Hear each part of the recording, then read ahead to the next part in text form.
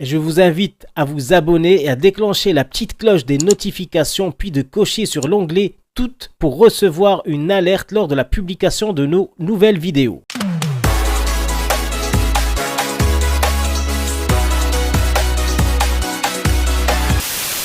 Niao les amis, j'espère que vous allez bien, que vos familles se portent bien.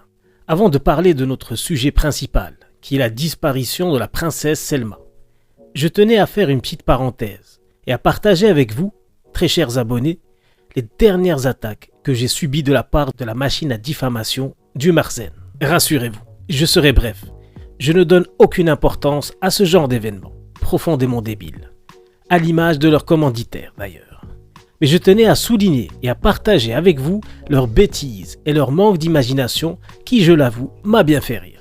Des centaines de comptes Instagram, Facebook, Twitter, en plus de la totalité de la presse marocaine aux ordres de la mafia au pouvoir, me diffament ainsi que ma compagne depuis quelques jours. Entre les divers mensonges, divulgations de photos privées et montages grossiers, ce qui a retenu mon attention est qu'il m'est accusé d'envoyer en masse des poupées pour adultes, des sextoys au Maroc.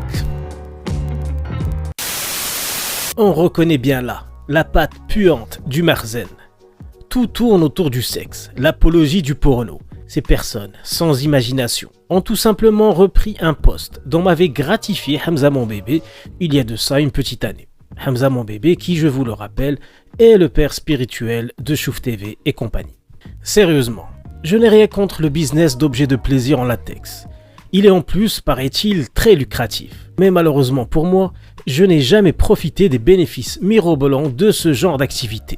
De plus, pourquoi vendre des poupées pour adultes dans un pays musulman où c'est interdit?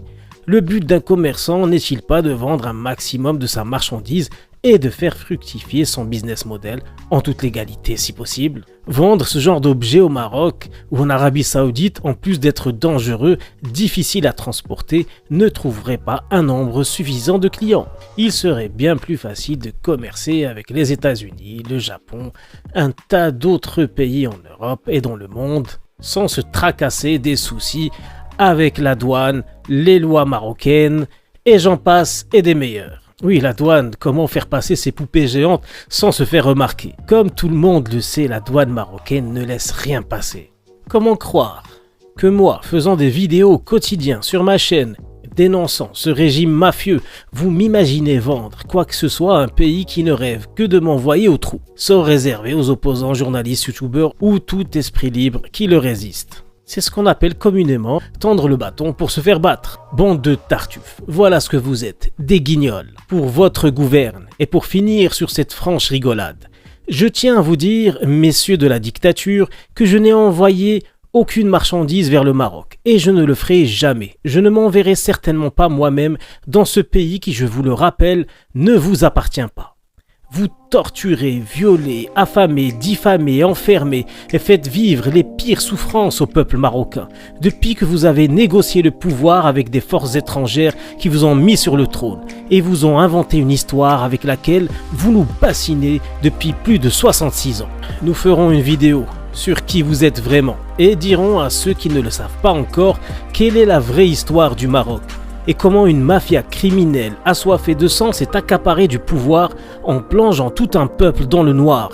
Vous êtes des esclavagistes et votre seule intention est de faire des Marocains de la chair à usine, l'appauvrir à l'extrême pour que le docile berbère accepte n'importe quel salaire et se nourrisse des os que vous dédaignez lui jeter à la fin de vos repas gargantuesques. Croyez-le ou non, les croyants ne croient pas en vous et vous ne commandez rien du tout. Vous êtes un navire à la dérive qui va finir englouti par la colère du peuple. Partez tant qu'il est encore temps. Moi je suis parti, mais je reviendrai quand le Maroc retrouvera sa splendeur d'antan, avant votre venue, avant que la peur n'habite le cœur des Marocains. Il fut un temps où les fiers Marocains vivaient libres et heureux, et ce temps reviendra un jour. Je le sais, je le sens. L'ère pur de la démocratie est pour bientôt. Le règne de la terreur sera enfin derrière nous. En attendant, je continue de boycotter toute activité avec ce pays et avec tout pays non démocratique. Cela m'attriste bien évidemment de ne plus pouvoir regagner mes terres. Mais tant que la mafia démoniaque qui est au pouvoir ne dégage pas, je resterai un exilé, moi et plus de 10 millions d'autres Marocains éparpillés sur la planète, qui cherchent ce qu'ils n'ont pu trouver chez eux, une vie normale. en espérant que le peuple marocain se réveille un jour et gagne sa liberté en l'arrachant à ses tortionnaires. Je rappellerai, avant de commencer notre sujet principal, qu'à chaque fois que nous recevons des attaques concernant notre vie privée, nous ferons des enquêtes approfondies sur la vôtre ainsi que celle de vos semblables. Même si vous concernant, vous êtes au service du peuple et tous les personnages composant la vie politique se doivent d'être transparents et ce à tous les niveaux. Nous savons très bien que tout ceci n'a pour but que de nous décrédibiliser, ou plutôt notre message, qui n'est que démocratique et pacifique. Votre technique d'attaquer le messager plutôt que le message prouve bien votre faiblesse à contrecarrer nos arguments. Vous n'êtes que des voleurs, sans pitié, et vous le resterez jusqu'à la fin des temps.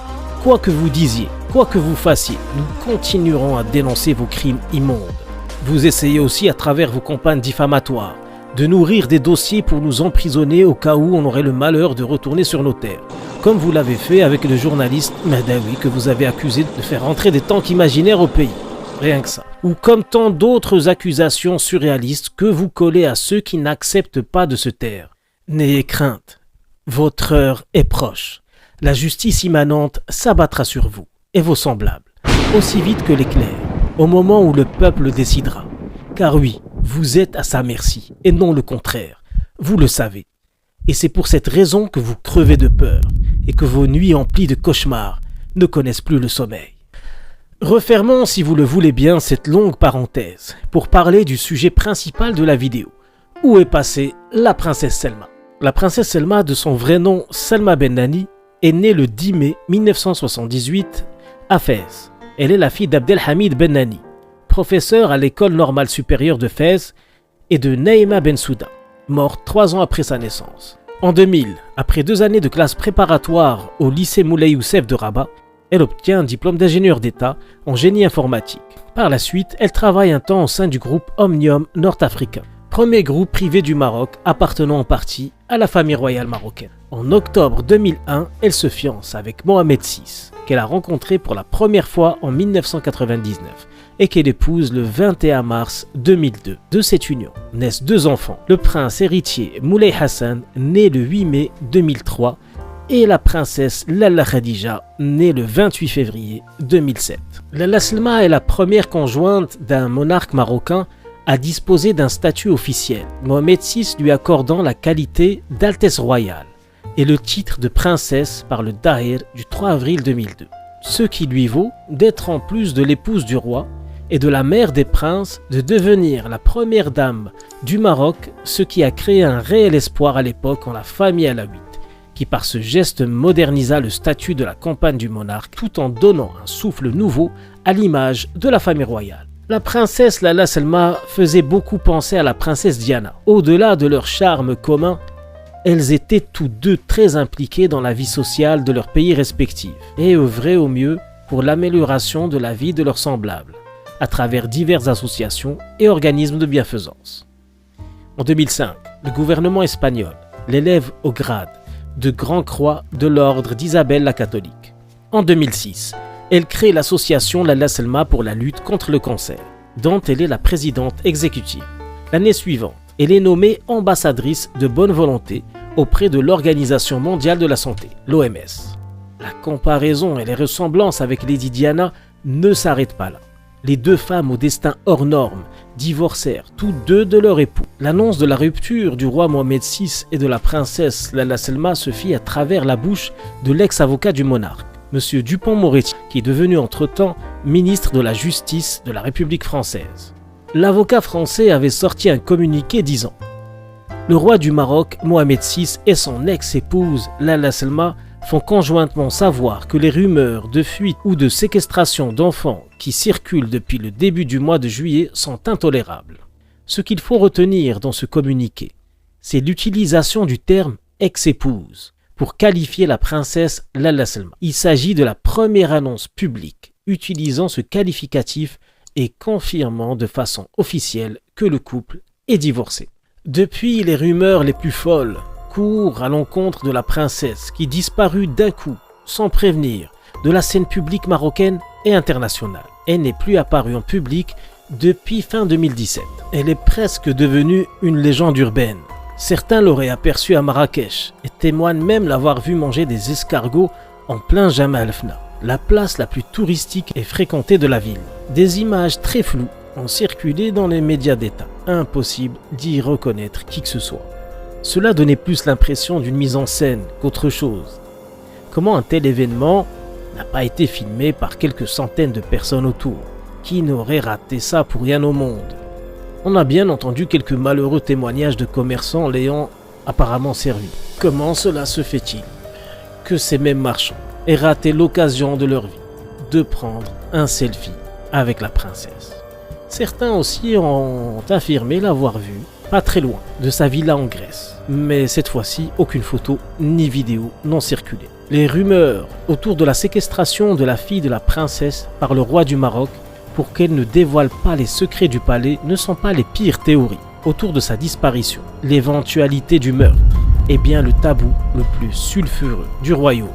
En effet, nombreux ont défendu cette possibilité avec plus ou moins de crédibilité. Ceci dit, toutes les suppositions évoquées mènent à la même scène, au même sort morbide. Le meurtre de la princesse par une autre princesse, Lalla Hasna, une des sœurs du roi. Dans les différentes versions, on évoque donc le même décorum, un salon dans l'un des palais de Rabat, lors d'un dîner. Seules les raisons de la dispute diffèrent. Dans les théories étudiées dans cette vidéo, nous n'en verrons que deux, les moins farfelues. La première est que la famille du roi aurait reproché ouvertement à Salma sa liaison avec l'ancien garde du corps de Mohamed VI, Khalid Fikri, et que cette relation aurait donné naissance au prince héritier, le prince Moulay Hassan. Une dispute éclata alors dans les salons du palais au sujet de la disparition du père supposé du prince héritier, qui d'après encore une fois la rumeur fut éliminé par le palais quand sa relation secrète avec Lalla Selma fut découverte. Prise d'une colère folle, Lalla Selma se saisit d'un couteau et menaça la sœur du roi, qui l'a tout simplement abattue d'un coup de pistolet à la tête, tout en vous rappelant que l'ancien garde du corps a disparu dans des conditions bien plus que suspectes. Ce qui fit le succès de cette théorie est la ressemblance frappante entre le garde du corps et le prince Moulay Hassan. Il est vrai que la ressemblance est très troublante, n'est-il pas? La deuxième théorie porte donc sur le sujet de la dispute, et non pas sur le meurtre ni sur la méthode. Très brièvement, on a dit que cette dispute éclata au sujet de l'avenir du pays. Lalla Selma, étant très moderne et progressiste, souhaitait un changement rapide du pays vers une voie plus démocratique. La discussion enflammée, devenant insupportable pour la sœur du roi, somma Lalla Selma de se taire, qui, pris de colère, lui jeta un verre d'eau à la figure. Cette dernière ne se fit pas attendre pour dégainer de son sac Louis Vuitton un pistolet de poche pour lui tirer une balle en pleine tête. Ces théories disent toutes la même chose. La princesse fut enterrée dans le jardin de l'un des palais du monarque dans la capitale du Maroc. Évidemment, toutes ces histoires ne sont que des suppositions, mais elles sont appuyées par de nombreux journaux étrangers qui craignent que la princesse ait réellement été tuée de cette manière ou d'une autre. Ce qui pousse le doute encore plus loin est le témoignage de M. Boukas, journaliste youtubeur et ex des services secrets marocains, qui pour lui, la disparition de Lalla Selma est bien due à un meurtre au sein du palais. Il prétend avoir des preuves formelles de ce qu'il avance, entre autres le témoignage d'un des cuisiniers du palais qui aurait assisté à toute la scène tragique. En 2019, pour mettre fin à ces graves accusations, le palais décide de diffuser une photo de la princesse à New York, accompagnée de ses enfants. De nombreuses personnes affirment que cette photo n'est qu'un sombre montage.